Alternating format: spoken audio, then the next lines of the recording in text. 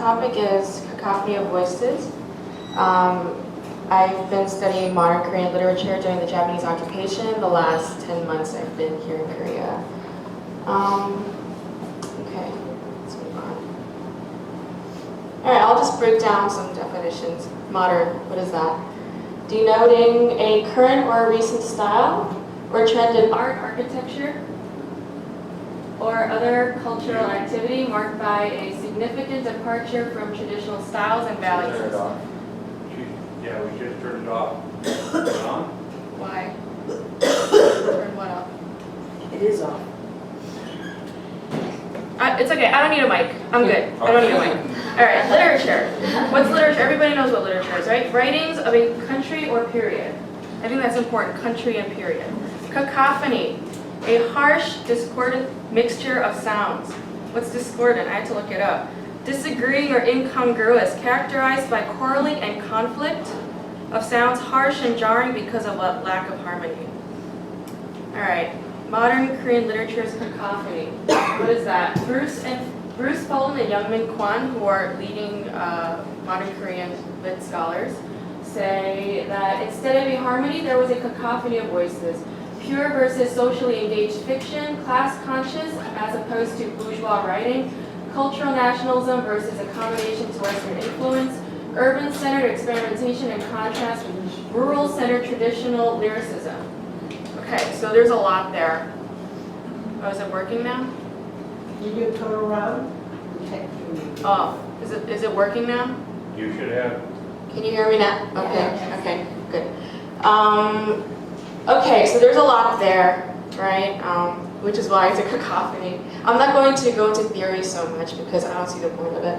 And what I'm going to say is that the cacophonous sum of literature representing the sounds of a fragmented nation is what makes modern Korean literature. Okay. This is a flow chart. I would say the parents of modern Korean literature are Westernization and modernization.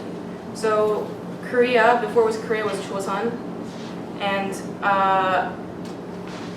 as Japan began to colonialize Korea, they brought in Westernization and modernization. Why? Because Japan was also westernized and modernized a few decades before. And what resulted was a redefining of literature. So over here on the top left, we have 문학, which is studying word scholarship. And Lee Kwon-soo, who is considered like the leading modern Korean lit scholar, redefined 문학 into literature, like as in, you know, the Western concept of literature. It's an independent art form, not something that is solely reserved for the Youngmin or the elite who just paint and write poetry and do these grandiose things. It's not like that anymore. Anybody can write literature. And yeah, as it was conceived as an independent art form, a lot of experimentation was encouraged.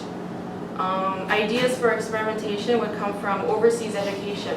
Most intellectuals during this period were educated in Japan or China, some very lucky ones in America. And during that period, they adopted a lot of Western philosophies and concepts such as Romanticism, realism, naturalism, Christianity, and socialism. And this stimulated a lot of diverse, modes of thinking and encouraged diverse voices. So stylization and variation were also products of this period. And also conflict. A lot of different ideologies, conflict is just a natural course. And I think it's important to ask oneself, is conflict a bad thing? Is conflict necessarily a bad thing? Intellectual conflict, is it a bad thing? Let's just ask ourselves that. Okay, what is the ideal way of regaining national autonomy from Japan? So here on the left, you have occupied Joseon's goals. You have national unity and independence. So as a nation, let's unify. Let's agree on one ideology and regain national autonomy from Japan. But on the right, we have occupied Joseon's reality, which was just a cacophony, just fragments, factions, confusions, disunity, ideological differences. I will get into literature, but we need the year 1919 just for for context reasons. Pre-March 1st movement 1919, Yinjik publishes Tears of Blood, which envisions a modernized, westernized, enlightened Korea, one that embraces nationalism. So prior to the year 1906, when Yinjik published Tears of Blood, it's safe to say that Korea did not have any nationalistic identity. They weren't, like rah Korea, not so much. And then Lee Kwon-soo publishes The Heartless, which encourages civilians to embrace education, promote social reform, and modernization by taking after Japanese and American examples. That was published in 1917. Now, March 1st movement 1919. It was inspired by President Woodrow Wilson's 14-point speech, which was not directed at Korea at all. The Koreans, intellectuals, they were really inspired by this speech, and they demonstrated demanding independence from Japan, which carried on for months on end in Korea and around the globe, where diaspora Koreans also demonstrated. Of course, no American aid was offered in response to the demonstrations, and insurgents were arrested and or massacred by Japanese forces. Okay, post-March 1st movement, 1919. The Japanese government instilled a cultural rule which offered some leniency in terms of publication, which encouraged creativity.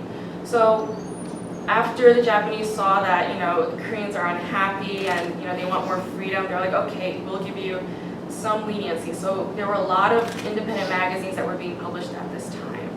In reaction to America's silence, in Korea's time of need, intellectuals deferred to the Soviet Union's socialist ideology. Henceforth, realism began to dominate Korean literature. A flood of coterie magazines began to develop, as well as various new styles and voices. Okay, before I get into literature, I want to remind you, let's just avoid reduction. This is what Fulton and Kwon say. To try to make periods plain and sequential, to divide figures and works according to genres and categories, would result in overly reductive ideological contrasts. Now we have to remember that literature is an art form. So we can't just say, oh, so Hyun Jin-gun supported, socialism somewhat. He was a father of realism, so he's socialist. Oh my God, you can't say that and just say that Hyun Jin-gun was a, socialist realist writer. There's a lot of layering among every single figure during this period, and it's really important to remember that. And a lot of them change their minds like constantly throughout. All right, so here's some of the works that capture the cacophony. A Ready-Made Life, published in 1934, thank you, by Chim Han-sik. Chim Han-sik is known as a satirical writer, but this piece isn't really a satire. It's more of a very bleak story about three intellectuals who go bar hopping and sleep with prostitutes because, they're so smart, but they can't find a job, so it's like us right now. We're all in the same position. And the Rotary Press, published in 1925. This is more, it's about workers' frustration. They're working at a Rotary Press, they're waiting for their paychecks, and they're pressing their boss, like, where are our paychecks, why don't you just kill me now? My wife is, like, killing me at home anyway, and it's just about, like, Korean frustration, people who work at the press. And The Shaman Painting by Kim Dong-ni. This is more of, Kim Dong-ni focused a lot on Eastern and Western conflict, so I really love this story. It's about a small village. There's a shaman who lives there, and a daughter, and a son. The son runs away and comes back and forth. But Christian missionaries come into this village, and the shaman thinks that Christians are these demons, right? Like Jesus is like Satan, is what the shaman says. Meanwhile, Christians in the village say, oh, you have to believe in just one God, and then so all these villagers are like, trying to pick and choose sides. Like, what are you supposed to do? And the deciphering factor is, Christians don't charge, for a reading or healing or prayer, where shamans do charge because it's a lifestyle. They need to eat.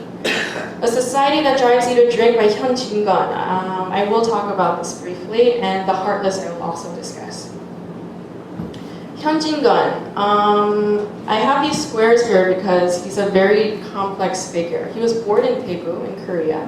He was high school educated in Tokyo. He was college educated in Shanghai. And he studied German. So you have this like layered figure. He's so layered. He comes from so many different backgrounds. So you can't really say that his literature is just simply Korean or simply whatever, you know, he's a very layered guy. So when you read the literature, which I encourage you all to do, read subjectively and try to see through his eyes, but also through your eyes and your experience. I don't know. Literature is a subjective thing, so I don't want to like impose any of my interpretations onto you. Okay, A Society That Drives You to Drink. This is the work by Jung, published in 1921. I'm going to briefly break it down, I guess. These are just my own interpretations. Okay, the first is Educated but Broke. So this story was written from a wife's perspective. She's married to a man who is studying overseas. They've been married for 7 to 8 years, but they've only spent time together for about a year. Why? Because he was in Japan studying for years. And he finally comes home, so I'll read the passage. Finally, he was home for good. He was no different from those who hadn't studied. Well, actually, there was a difference. Others made money. Her husband, though, spent money, his family's money. It seemed like he was always gadding about somewhere. And when he did stay at home, he was usually lost in a book, or else he was up half the night writing something. All right, so reading and writing, what does that do? You know, does that induce change in your community? You know, in this case, the answer is no, but you know, you have to wonder. How to match the mind to the body. There's a lot of mind-body issues throughout this book, and I'll just read it. This is from the husband's. These are the husband's words. Anger didn't drive me to drink, and it wasn't the dandies either. The only thing that's useful to me is booze. Booze swirls around in my guts and makes me forget. That's the only thing I got out of it. What is it that makes a man paralyze a capable and promising mind with alcohol? I think that's really important, you know. He wants to paralyze his mind, and he wants to forget. Why? Because mentally, he's so educated, he knows so much, and he feels like he can do a lot, but physically, he can't induce any change on society, you know? He can just read and write. And he's too cocky to go in the fields and labor, you know, because he's like, oh, I'm an educated man, why should I? All right, so ignorant wife pipes truth. She says to him, well, when the husband keeps saying, you know, what can I do for society? Society's driving me to drink. The wife doesn't understand what this word society means. She's never heard it before. So she thinks it's a bar. She says, you don't have to visit that society place every day, even though it's in Korea. And you're like, oh my gosh, she's so stupid. But she's not, you know, because if you think about it, society is a concept that exists in this man's mind. You know, he doesn't need to visit it every day and like torture himself. You know, he could simply just forget and be like, I can be a man and go work in the fields and bring some money home. But he's not going to do it. And a lot of intellectuals back then didn't do it. A lofty ideal equals a great excuse to drink. So this is another quote by the husband. Well, this is what the husband says. The society that we Koreans have established can't help but drive me to drink. Let's suppose we organize a club. Now the fellows that get together in this club, to hear them talk, it's the people, the society that comes first. There isn't one of them who wouldn't give his life for that cause. And yet in just 2 days they argue over who gets credit. They fight over who gets what position. I'm right, you're wrong, I've got more power than you, and night and day they tear into each other. They try and destroy each other. What comes of all this? What's accomplished? And it's not just clubs that are like this, it's companies, it's associations, everything. All the groups we lowly Koreans have organized are fragments of the society, and they are all alike. So that really echoes, you know, my title, Cacophony of Voices. Wife's idealization is no different from the husband's idealization. So the husband has this grandiose dream, you know, these ideals, you know, like what's to become of our, you know, chosen society. But the wife, the wife sees her husband as this great figure, you know. She said, well, this is from her perspective. In those eyes, her husband was the most divine man in the world. Accordingly, she had believed he would turn out better than anyone else. She knew, though only dimly, that his goals were far-sighted and high-minded. He had been a gentleman, and she realized vaguely that turning to drinking was not something he wanted, but rather a means of venting his anger. So the wife, you know, rationalizes why her husband's drinking, but she really has no idea why he is, because she doesn't understand where he's coming from. So overall, it's a very bleak story. Most of them are. All right, I'll move on to Kim Dong-il. Iconoclasm and art. These are the two words that would come up when you think about Kim Dong-il. He reacted directly against Lee Kwang-soo's use of literature as a tool to promote social reform. So Kim Dong-il was more about art for art's sake literature. You know, it's just literature should not be something that you use to promote social reform or morals or values. No, literature is art. So write for the sake of writing, because writing is art. That was his motto. He wrote his story Potatoes, published in 1925. Oh, and iconoclasm, the stamp, the orange stamp on the upper right. The definition is the action of attacking or excessively rejecting cherished beliefs and institutions or established values and practices. Okay, Potatoes. It's about a young girl. She's about 15 years old. She gets sold to a widower who's 20 years older than she is, 20 or 30. And yeah, her husband is just this lazy bum, and even though she was raised, you know, thinking like she has these morals and virtues as a woman, you know, because of her husband's laziness, they keep getting kicked out and they lose jobs. She eventually ends up becoming a prostitute and a bum, and so does he. And this is what she says, or this is what she thinks. Well, she always believed that she was this, like, I guess one of the main virtues that she was taught was don't sleep with other men. You know, you have one husband, you're faithful to that one husband. If you sleep with another man, oh my God, like, you'll just drop dead. You know, that's what she always thought. But, you know, she realizes something once she becomes a prostitute, she says. This was indeed a strange business. She was a human being too, and when she thought of what she had done, she discovered it wasn't at all outside the boundaries of human behavior.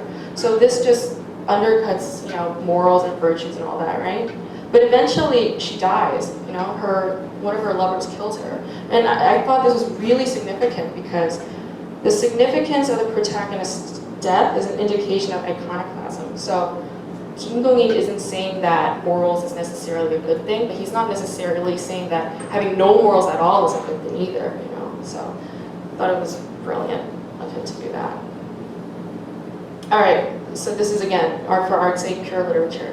The previous one, it was more iconoclastic, whereas this one, the photograph and letter, which was published in 1934, is more art for art's sake.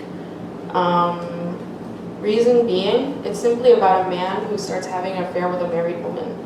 That's all it's about, and you know, there's nothing to it. You know, it's very reminiscent of a Chekhov story. You know, and what's so Chekhovian about it? I'm going to quote Virginia Woolf on this, and she says, "Our first impressions of Chekhov are not of simplicity, but of bewilderment. What is the point of it, and why? Why does he make a story out of this? We ask as we read story after story. A man falls in love with a married woman, and they part and meet, and in the end are left talking about their position. These stories are inconclusive," we say. And I think this inconclusiveness is what makes the literature of this period so great. Because if it just concludes, you know, you're done. It's like, okay, I never have to look at it again, and you just walk away. But, you know, if it's inconclusive, you're going to be thinking about it constantly, you know. And I don't know if the writers did this unwittingly, you know, but either way, I think it's brilliant. Again, brilliant. I'm going to talk about Yi Sang a little bit. He's my favorite modernist writer. And this line up here, have you heard about the genius who ended up a stuffed specimen? That's the opening lines of his short story Wings, published in 1936, I think.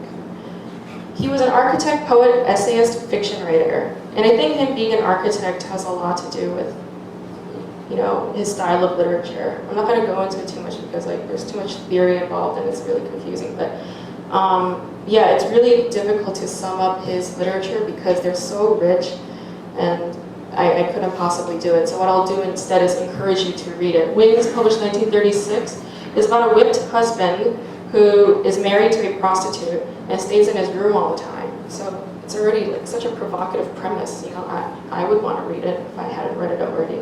And Phantom Illusion, 1938. This was published posthumously after Yi Sang died.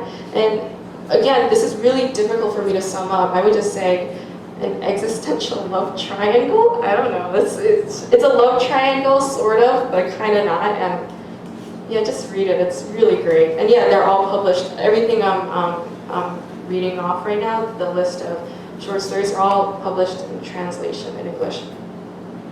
All right, this is just a picture of Kisang women in Gyeongju. This was taken in 1914. I just put it in there because it was taken during the colonial period, and Kisang women are really fascinating people to me, so that's them.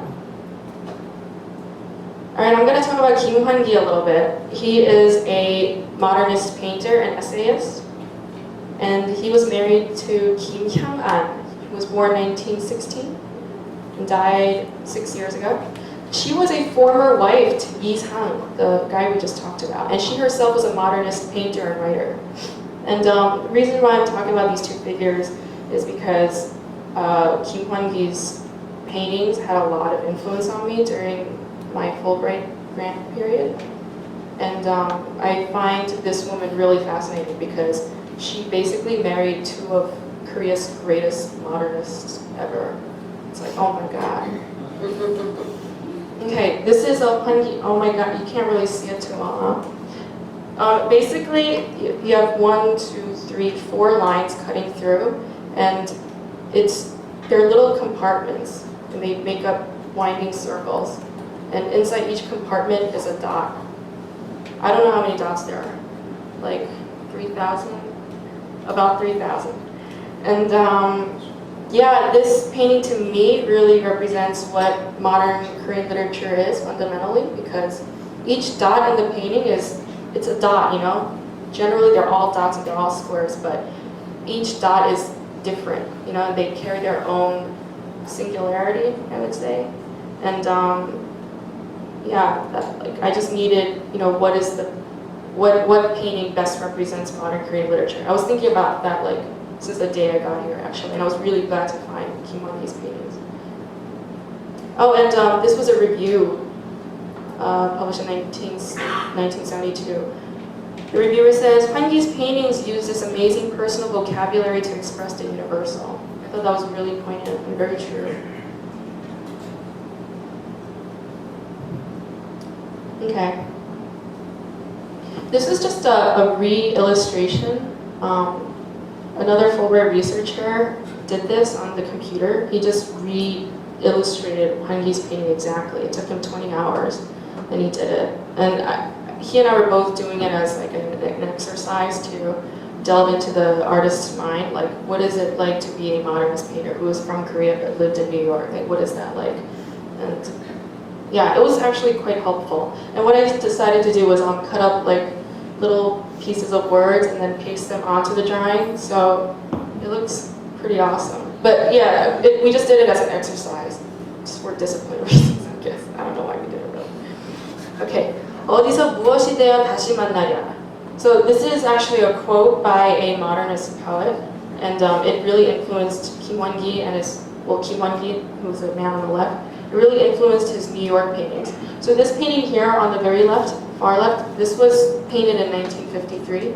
And he began to do his compartment and dot paintings, like in the late 60s and in the 70s when he moved to New York.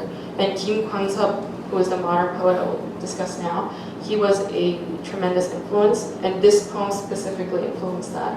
So I translated this just for fun. And I don't know, it's a very pretty poem, so I'll just read it to you. Of all the many stars, a single star looks down upon me. Of all the many people, I look at that star alone. As the night deepens, the star disappears into the light and I disappear into the darkness. Where will you and I, with each of our affections, meet again, and what will we have become by then? I just thought it was very pretty. So I'm going to go into modern poetry. Yeah, modern poetry is really left out, like, or just forgotten. People just say, like, poetry, like, nobody gets it, you know, it's not literature, but, you know, it is literature, you know, poetry is literature. You know, like, you can't study Hemingway and not study Ginsberg, you know, you have to study poets. So, I didn't really have, like, a guide for this. My advisor was, I mentioned poetry, he's like, not my field, I'm not gonna get into it, and I was like, all right, so I was kind of on my own to pursue poetry, and Kim Hwan-gi was actually a great, you know, instigator in that area. So this is what Sung Il-lee says. I was using his anthology. He says, a poet is also a social being, and his inner life is affected by his encounter with the external world. What a poet writes is often an outcome of the encounter between his world of introspection and the world in which he leads his physical life. So I thought this was quite accurate, but later on he contradicts himself, and I'll get into that. First poet we're going to look at is Lee Yuk-sa. He was very politically involved, fought for the Korean independence. He was in prison for 2 years after bombing a bank, but throughout his life he was in prison many times. He adopted his prison cell number 264 E-Yuksa as his pen name. He's very clever. Enrolled in a military academy at age 29 in Peking. Eventually sent to prison in Peking and tortured to death at age 40. He wrote 36 poems in his lifetime.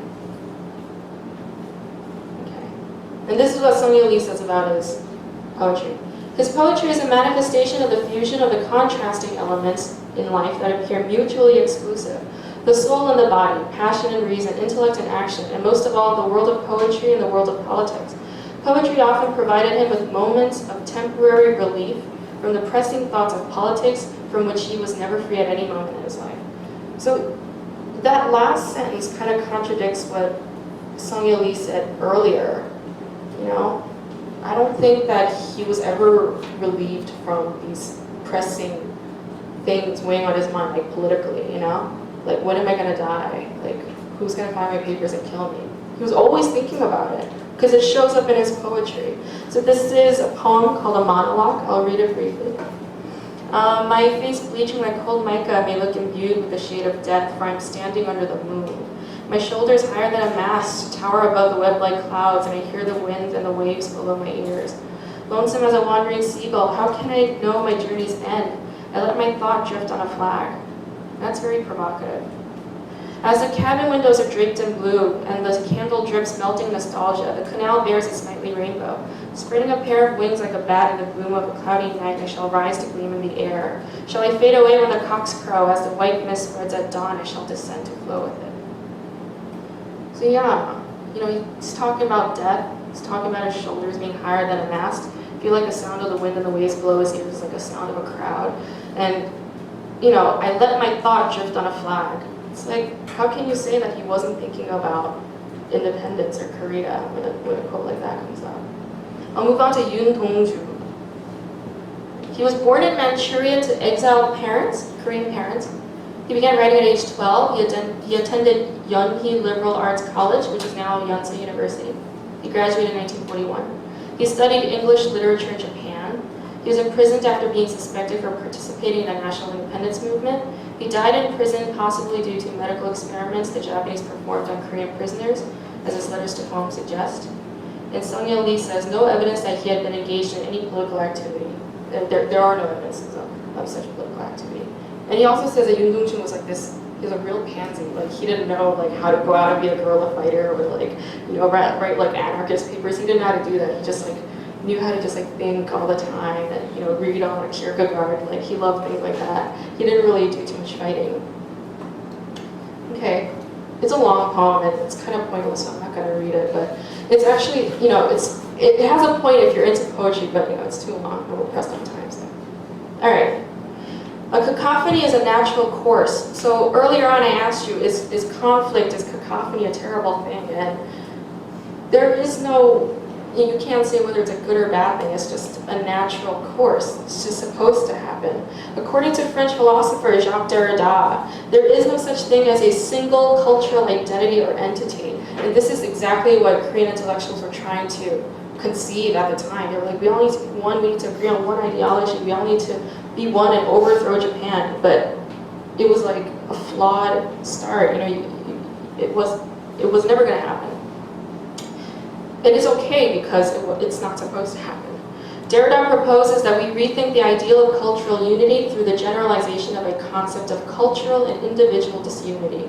This means not just that different cultures exist side by side, but that each of those entities we think of as different culture is internally plural and fractured, itself composed of conflicting elements. A nation does not consist in those who share the same beliefs. An individual can be composed of many conflicting beliefs and interests, like a community and a nation. It's very true. Internal plurality and fracture. I would say The Heartless, Mujung by Lee Kwang-soo, really captures both of these elements. Why? Because the main character, Yi Hyung-sik, is the most confused person. Like, he's the protagonist we're following throughout the novel, and you're just like constantly like swayed, like what is this guy thinking, you know? And specifically with the problem of women. So he reunites with this young friend of his, a little girl. Well, she's not little anymore, she's like 18 by the time he meets her, but yeah, when they were both young, you know, her father was his teacher, and there are a lot of like memories there. But then she ends up becoming a kiseng, you know, through force of circumstance. It wasn't her choice. She tried to save her father somehow. You know, she ended up becoming a kiseng, and Lee Hyung-sik, the main character, is just repulsed by this. So on the one hand, okay, I'm getting confused now. So on the left, you have nostalgic affection and desire. Desire because Lee Hyung-sik is a virgin, and nostalgic affection because, yeah, it's this young girl, and, you know, they always used to joke, like, oh yeah, you know, we should get married, la la la. You know, so he has this nostalgic affection, and when he looks at her, he sees her eyes red from weeping, and her flushed cheeks looked even more pathetic and lovely. And then, like, just a few pages later, you know, he says, Hyung-sik looked carefully at Young-che's face and body again. She seemed to be a virgin still, and yet seemed to have given her body to a man. Her shaped brows and the perfume from her body, moreover, did not seem to be those of a guileless virgin. Hyung-sik suddenly disliked her. Had she not perhaps given her body to countless other men? Had she not kissed the mouths of all kinds of disgusting men and uttered seductive words with the very lips that now spoke her woes? So he's just like constantly, you know, at odds with himself, with this desire for her and this repulsion. All right, going to go back into theory. Failure to unify was not a failure, and I say this because of the Derrida quote earlier. So the circle here is the dream, right? Well, this was the dream. Hope, vision of a unified nation standing as one rising against foreign oppression. This was the vision, but right on the left, you have idealization fueled by multiple ideologies. So that was an ideal, right, that hope and vision, but it was fueled by too many different thoughts, and a lot of them were, you know, conflicting thoughts. So what results? You have diverse voices and ideas, and it leads to a rich collection of literature and a highly diverse range of thoughts and voices. So this failure was not really a failure because you have this great, rich collection of literature to look at. And also, the literature from back then, like a century ago to 70 years ago, it wasn't a complete waste because today we're facing the same thing, and I'll explain what I mean by that. Rethinking cultural unity. So we agreed that you can't have cultural unity, right? There's no such thing as cultural oneness anywhere. You have nationalism on one hand and illusion of cultural unity on the other, and these things, they both fuel each other. Nationalism in Korea and in any other country reinforces the illusion of cultural unity. A purely homogeneous and single-minded nation does not exist, cannot exist. This is an article published in November 2009. I'll read a quote. South Korea, a country where until recently people were taught to take pride in their nation's ethnic homogeneity and where the words skin color and peach are synonymous, is struggling to embrace a new reality. In just the past 7 years, the number of foreign residents has doubled to 1.2 million, even as the country's population of 48.7 million is expected to drop sharply in the coming decades because of its low birth rate. So what does that suggest? You know, there's a lot of racism in Korea, and South Korea is having a hard time accepting this. You have two views of. You have a polarized view of race. You have two extremes. So I have foreign in quotes because, I mean, you're only foreign in Korea, right? Like, you're not foreign in your country. And, you know, there's a term for it, 외국인. People are either in awe of you or they really hate you. You know, if you're white, then you're like glorified as this god and savior. And then if you're a Southeast Asian working at a factory or a prostitute in a camp town or labor, you know, just like frowned upon. But either way, you're rejected.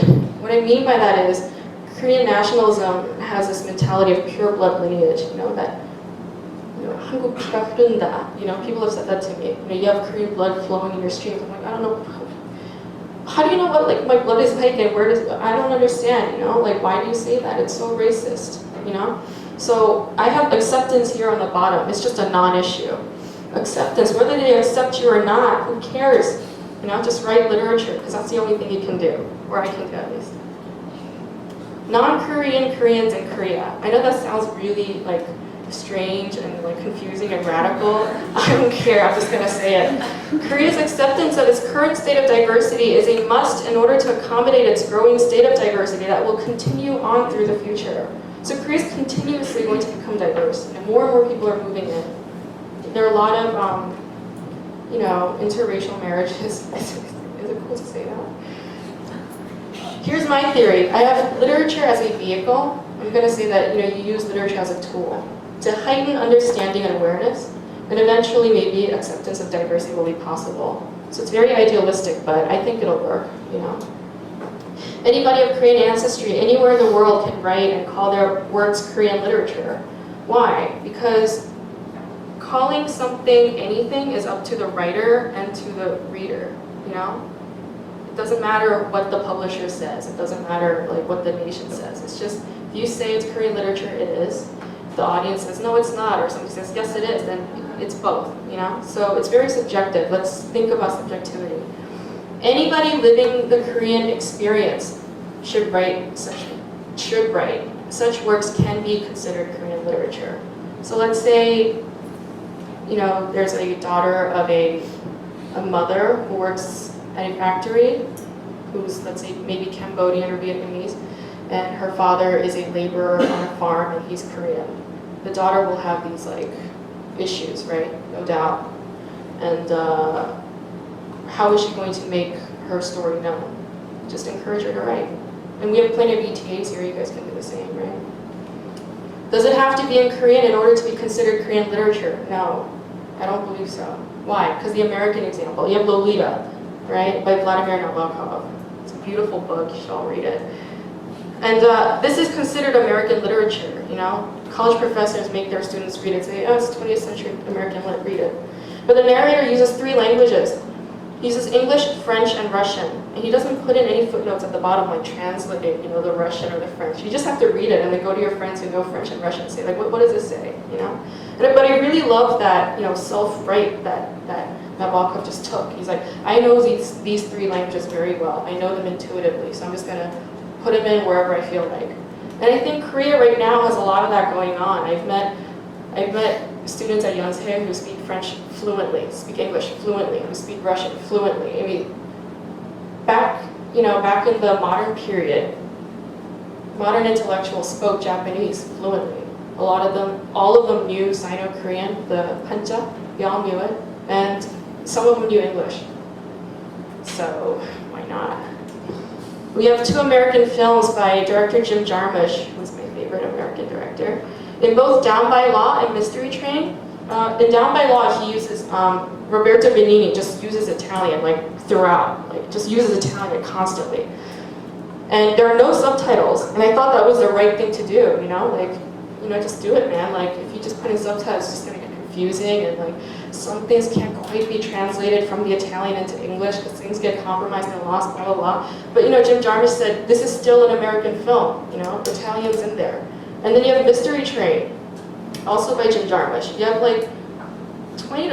15 to 20 minutes of just Japanese and Italian, and he doesn't put in any subtitles. Why? Because in America, there are plenty of people who speak Japanese and Italian, and it's okay, it's America.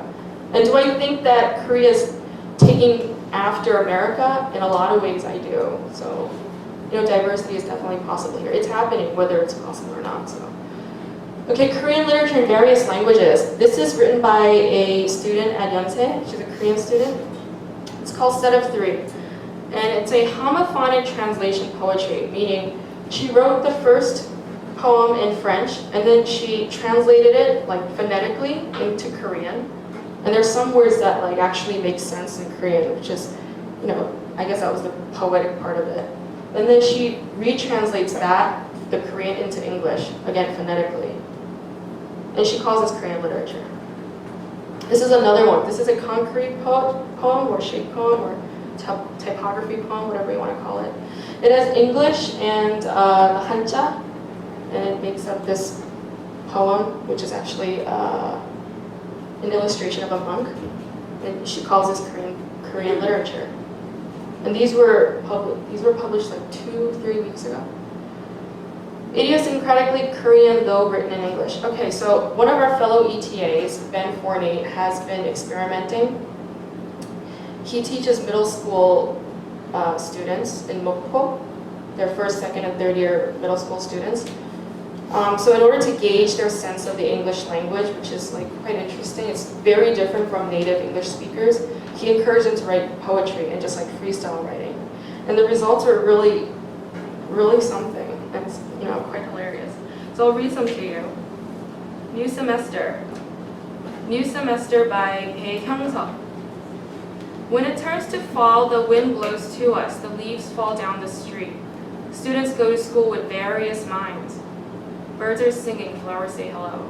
I really like that. Various minds. Alright, this is untitled and it's anonymous. I feel very tired. My mind take me by force and make me to do study. But I hate to do this. But I have to do this. I can't run away. It's really depressing. I mean, I should do something to counsel out something. This is called Mother by Jung Subin. Mom, today is Sunday. I'm your son, lady. Mom, today is Monday. You are my mom, lady. Mom, today is Thursday. I'm thirsty. Mom, today is Friday. I want to fly sky. Mom, today is Saturday. You say, shut up, baby. I have 3 more and then we'll wrap up. Okay, this one's really cheesy, but I'm just gonna read it. It's called Ice Cream by Youngmin. Feel, the ice cream is so soft, and inside there is my love, very soft. Taste, the ice cream is so delicious. Also, our love is so delicious. The ice cream is soft and delicious. Eating ice cream, I imagine you, well, I do love you. Alright, this one's called School Legend's Secret by Park Sojung. School legend exists on every school, but nobody revealed the school legend's secret, I believe. Many people deny it is a true, but rationally everyone feels scared about this, I believe. Maybe school legend doesn't exist in our everyday life. Strangely, we feel tired about our normal life, I believe. Our school legend's secret revealed to help our life be interested, I believe. Alright, this is called I Want by Kim Sojung. I want to sleep, I want to go home, but I can't do them now. I don't want to study. I'm poor of writing poem, but I have to. I want to be free. So I was trying to edit a lot of these, you know, I was like, oh, they left out an article here, or, you know, subject-verb agreements don't work, or and this line, I'm poor of writing poem. I have no idea how to edit these, you know, because they wrote it. They understand it. There's no way for me to understand it. So who's to say, like, oh, that's wrong? You know, I'm not going to say it. Neither is Ben, because it's poetry, it's free writing, and they have every right to, you know, claim that. And in places like Hawaii and, you know, other parts of the world where English is just, it's English, but it becomes like their language there, you know? It's like, you can't stop it, you know? So just embrace it. So I'm just gonna wrap up. This is just another exercise that I did. It was just inspired by Punky, but yeah. I know I put a lot out there, and I know that like my last few slides were, you know, very idealistic and maybe even radical or maybe just like insane to some of you guys, but you know, I don't care, because again, like I think diversity is just really, it's just forced right now in Korea, and there's a lot of resistance to it and a lot of fear, and some people are just apathetic, but it's mostly like fear and resistance. And I understand where Korea comes from because of this constant like oppression and invasions that Korea suffered, but at this point it's, you know, you're like, all right, let's get over it. You know, seriously, just get over it. Like, I grew up with the most racist parents. They hated Japanese people, and they didn't even live through the colonial period. It's like, what's with that, you know? But there's like there are historical reasons behind all of it, but none of it makes sense in the end, because you can't have just a nation that's like pure, you know?